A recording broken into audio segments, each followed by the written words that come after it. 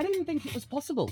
But the FIA controversy is escalating, folks. And now they're coming for your team radio. No, Benny, no, that is so not right. In yet another shot across the bow, the FIA president Mohammed Ben Sulayem has been clamping down on discourse surrounding himself and the governing body of Formula One. And of course, I will be going on to that team radio angle in a moment, but there was a really dangerous and simplistic quote that was included that sort of slipped under the radar because people were going, not our team radio.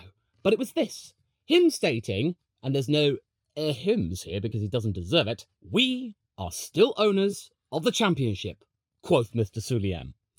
Yeah, he's gone there, folks. So allow me to explain to you why not only is that indeed dangerous and simplistic of him to say, but also, for the most part, wrong. The quote in question was part of a wider interview Mr. Sulayem undertook at a press conference whilst in Harama, which was quite an open affair with questions being fielded from multiple media outlets, and the tone of the president seemed to many like he were considering all options in which to try and enforce the FIA's latest crackdown on driver etiquette, which includes swearing. But that particular statement is not all that it seems to the uninitiated. Because in an ideal world, Mr. Sulayem would like many people to think that yes, indeed, the FIA owns Formula One, because after all, it is called the FIA Formula One World Championship, but do they own it?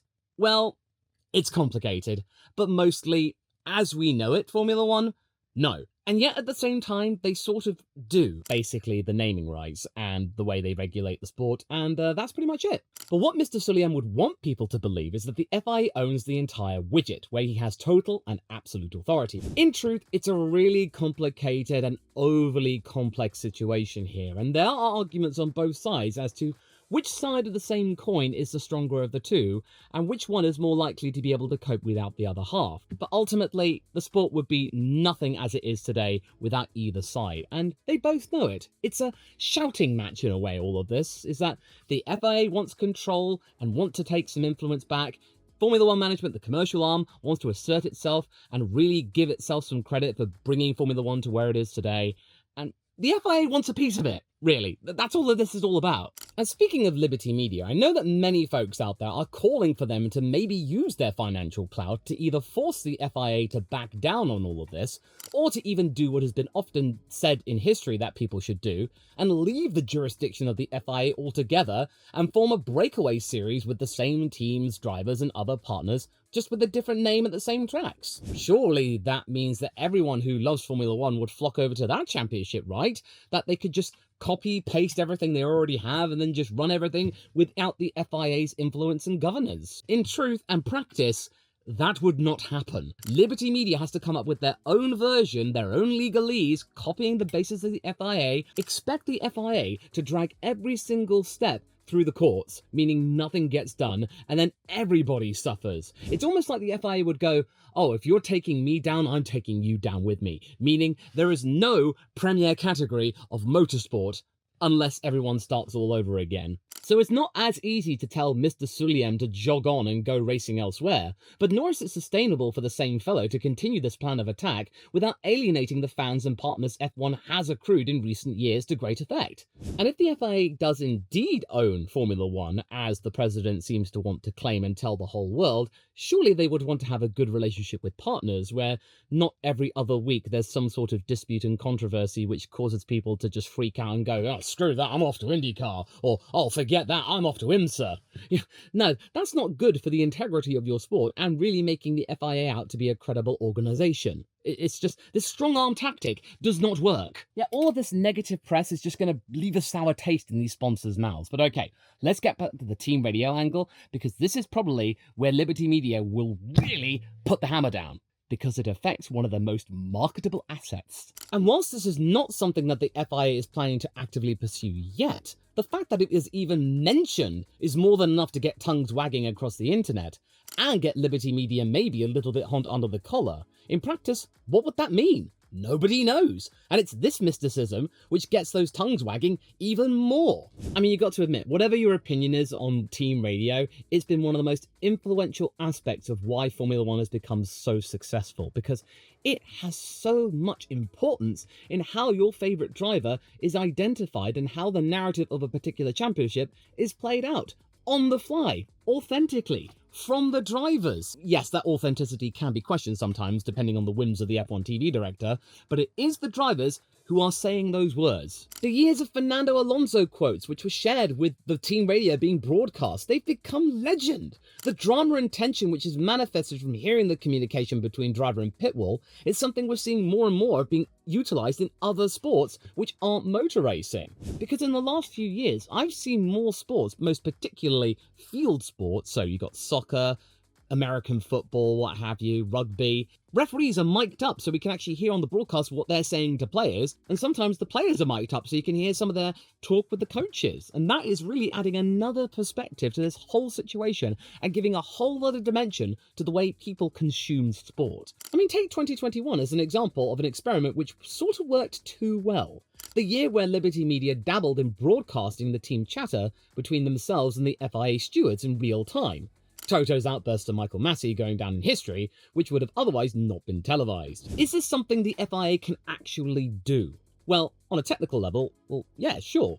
They can encrypt the radio transmissions in a way where the broadcast feeds simply cannot pick them up. But would they actually do it? Well, that might be one step too far for the likes of Liberty Media, and they will definitely intervene and restore the tension that was going on last year between Sulayem and Domenicali with the whole Andretti Gate thing. I'll talk more about that later. But why is Ben Sulayem doing this? Is this something personal? Well, probably, since the now infamous Appendix B does carry penalties aimed at criticism of the FIA personnel, which may cause moral injury.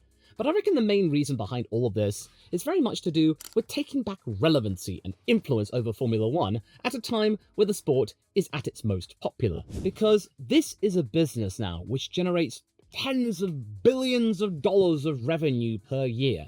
A sport where, thanks in part to the cost cap, teams, organisations and investors can expect to make a nice tidy sum of profit. Not to mention, F1 these days is seen as something which could be considered cool amongst mainstream audiences, accessible to many more millions of fans than under the watchful eye of Bernie Ecclestone. Now, I know that some of you out there might be saying, well, wait a minute, Bernie's been really important about the development of Formula One. Had it not been for him in the 1980s where he standardised television broadcasts, that means they were general, and then made sure all the rules were consistent, and that the way the circuits and the organisers worked together instead of just doing their own thing, it made it more accessible than ever, and a global phenomena. Well, yes, that is absolutely true. Credit where credit is due. But you got to admit, by the 2010s it was becoming long in the tooth, and by the mid-2010s it was bordering on irrelevant, a niche, something your grandfather watched or something like that. There was just so much reluctance in engaging with younger audiences because they didn't have any money. It was so out of touch. So without Liberty Media, I would argue, Formula One would not have survived the pandemic, or if it did, it would be seen as uncool, irrelevant within general culture. And your point being, I hear some of you saying, some people might wanting it to be just a niche sport that not many people pay attention to. Yeah, I could go on about this for many, many hours, but I must bring this back to the situation regarding the FIA president. The point of this is that F1 has become a global titan, and the FIA would most likely want to capitalise on the brand since it does technically own the rights to the identity, not necessarily the substance behind it. In my opinion, all of what Ben Sulayem has been doing for the last couple of years is to try and assert himself as a really powerful president who is there to make changes, bring the FIA back to prominence and positive glory after it really had a rocky situation at the end of 2021 because, well, that in part was why he was elected to become the new president in the wake of Jean Todt not being able to do another term because he had filled out his term limit and he was also planning on retiring anyway. You know, Michael Massey, all that stuff. There was a lot of controversy surrounding the FIA and somebody needed to change that. He's fighting the organisation's corner. He's not allowing in his own mind Liberty Media to run roughshod over this partnership. He does not want the FIA to be under their thumb, behind them, in their shadow, not relevant to the discussion of Formula One. And also wanting to make a tidy sum of money as well. I mean, all of these fines, Appendix B.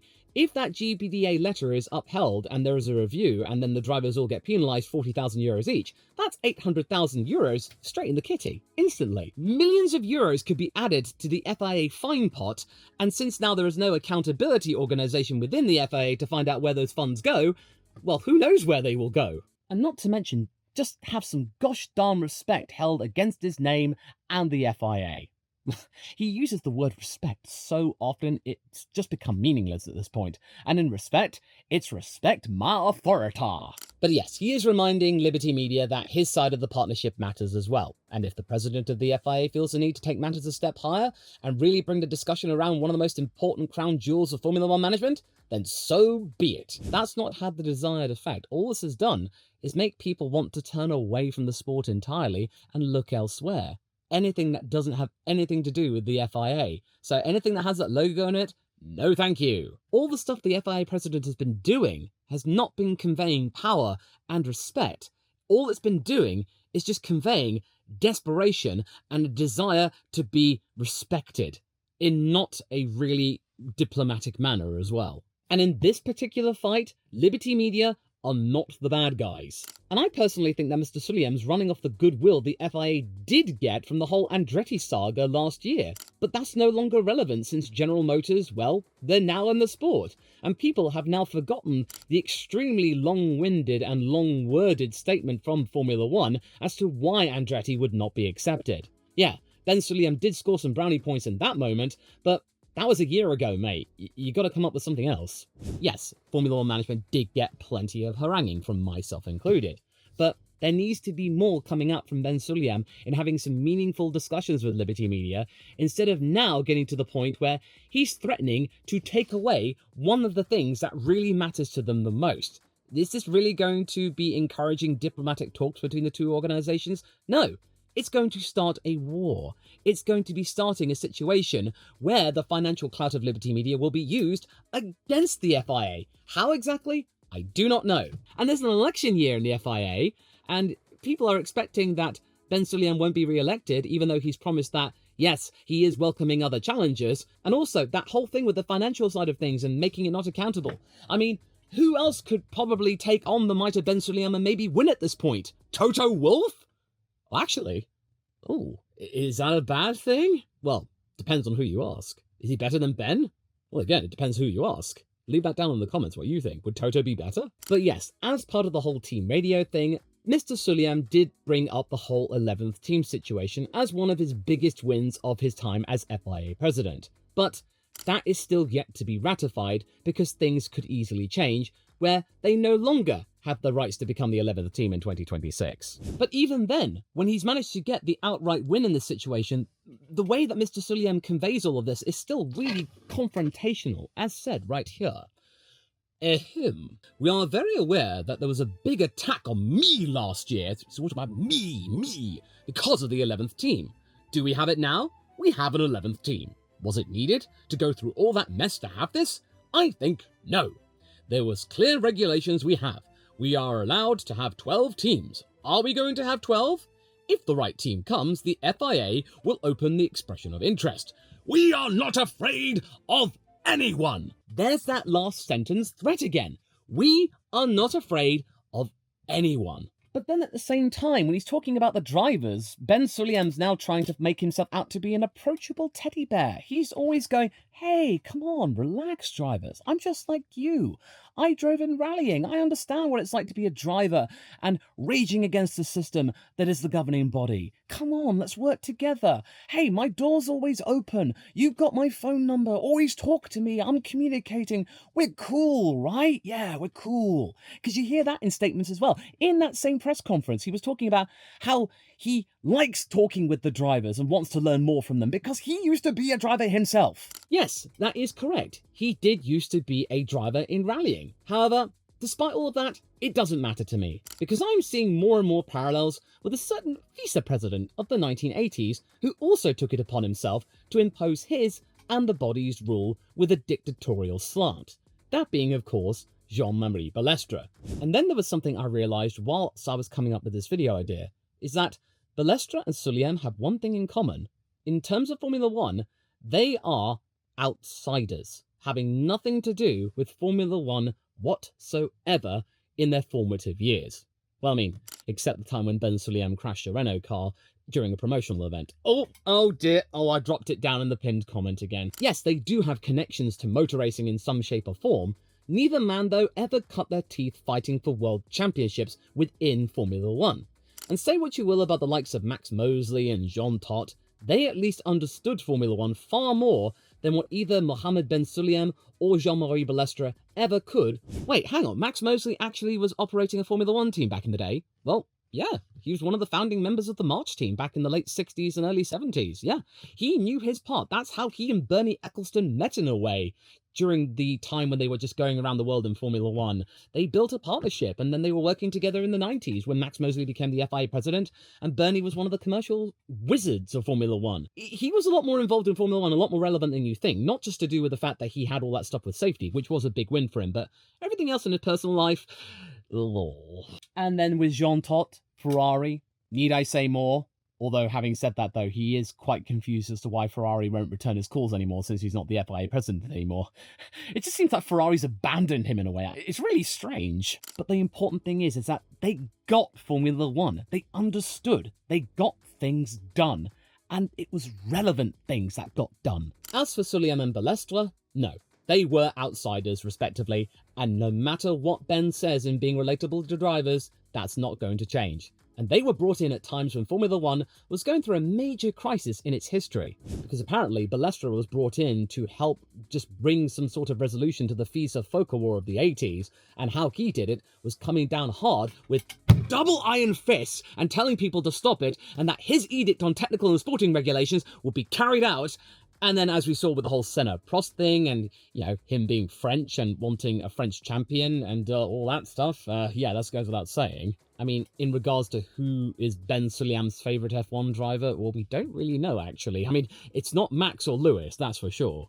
But one thing you can definitely say is that both men are leading with a top-down mentality and really imposing their edicts hard. Because Sulayem arrived at a time when F1, whilst more popular than ever globally off the back of an epic 2021 championship battle between Lewis and Max, was still coming off the back of a really horrifyingly controversial conclusion of that battle. And the FIA, they are at the centre of all the anger, hate, and vitriol. Something had to be done, and quickly. I mean, the best thing would have been to done some kind of emergency extension of Jean Todt's FIA presidency, but that didn't happen, and therefore in the next election of the FIA president, Mohammed Ben Sulayem managed to get that role, and then immediately starting to impose his edicts, what with the whole thing about Lewis and stuff about jewellery. And also, you've got to think about the whole thing about why Mohammed Ben Sulayem is so determined to tackle online abuse toward the FIA especially, as well as other audiences. It's because that's exactly what the FIA was getting after Abu Dhabi 2021. So that's why the FIA's come down hard on it. That's why they've been doing all of these studies and showcases and independent analyses as to why they need to do something about it. What they will do exactly, I don't know. But throughout all of this, Mr. Sulayem is trying to come across as the good guy, the relatable one, the driver. But I've already stated, he's never been an F1 driver. He never will be. He will not understand. And again, he was supposed to not get involved in F1 politics. He promised not to do this 2 years ago, yet he's still doing it anyway. But nevertheless, he is going to try and treat the drivers like they were his own children, with passion, love and understanding, but also with discipline and demanding respect from his elder statesman parent role. And this way of doing things is only going to cause people to resist, especially the really strong-minded Max Verstappen, who didn't have the most conventional of childhoods. And also, most importantly, that rapport that he wants with the drivers, it's not going to be there. No matter what he does, the drivers will be just thinking, no, he doesn't get us. The team principals, they'll be thinking, no, he doesn't get us. He's never run a Formula One team before. Which is why I do believe that should Toto Wolff ever decide to call it a day, the Kimi Antonelli experiment doesn't work and he sells up his stock in Mercedes, that he will then retire or maybe decide to take up the role of FIA president. And then, of course, people might complain that he might favour Mercedes, but what were the FIA doing for the longest time? They were favouring Ferrari, so what else is new? And also, something I really can't get enough of, and it's just living in my head rent-free right now, is that Sulayem claims that his door is open and that he's open to be communicated toward. Well, yeah, people can talk to him, but that's all. Talk to. Doesn't mean he has to listen. He goes and does all these vest pocket maneuvers without telling anybody. So it's all very well and good just spouting words in his direction. Is any of that going to actually stick in his brain? No, not necessarily. I believe Mr. Sulayem has failed in his mandate to turn things around after Abu Dhabi 21. To redeem the FIA in the eyes of the fans of Formula One, to make them out to be a competent organisation, all for the sake of attempting to make said body look strong and not afraid of standing up to the commercial juggernaut of the sport, which they too have been quite sweeping with their changes to the fundamentals of the series. Something needs to change to make it far more diplomatic and understanding of Formula One drivers. And this whole swearing thing, it goes back to Mr. Sulayem being an outsider. He was not in the thick of it as a Formula One team owner or a driver. If he was, he would understand how swearing is part and parcel of the Formula One gig. Sure, it's not ideal to be just cussing out willy-nilly all of the time if there are younger people watching, and they are pushing toward that. But in reality, as many mechanics will tell you if they are involved in Formula One, it's part and parcel. It's all about context and the way that the cussing is delivered. If it's done in a non-malicious way, then you just have to think, well, there's a time and a place for everything. It's all about how it's delivered and what it's all about. Mr. Sulayem, he does not get it. He has failed. He has failed in turning things around for the FIA. He's made them out to just be even worse. And now he's talking about multiple race directors for 2025? We needed a consistent voice. Now it's just going to be, well, who's on the docket for this weekend? Oh, no, not that guy. Oh, no, he's been fired already. Well, how about that guy? That guy? Oh, no, he's already been fired before he's taken up the position. What? Oh, no, you think? Oh, no, he's been fired before I even thought it. That's just how fast things are going. This is just proving that the relationship between the regulators and the promoters, it's more fractious than ever. And it's seeing more of the hardcore fans who pay attention to this sort of news flock away from the series toward other things that have nothing to do with the FIA.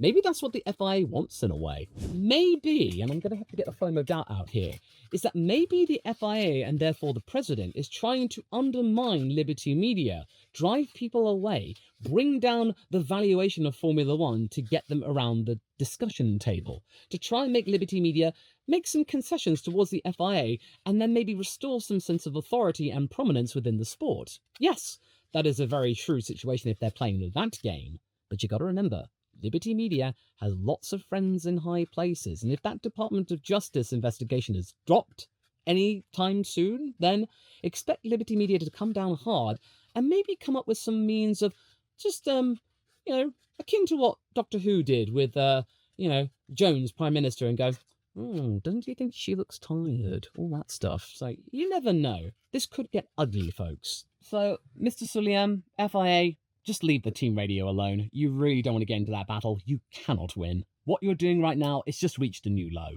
Much like how the discourse around Daniel Ricciardo's future about returning to Formula One has reached a new low, dragging out a possible return for the sake of a few clicks, which is something the Australian doesn't want anyway. To find out why I've had enough of all of these musings and I just wish for him to be able to move on with his life, watch this video next, straight after this one.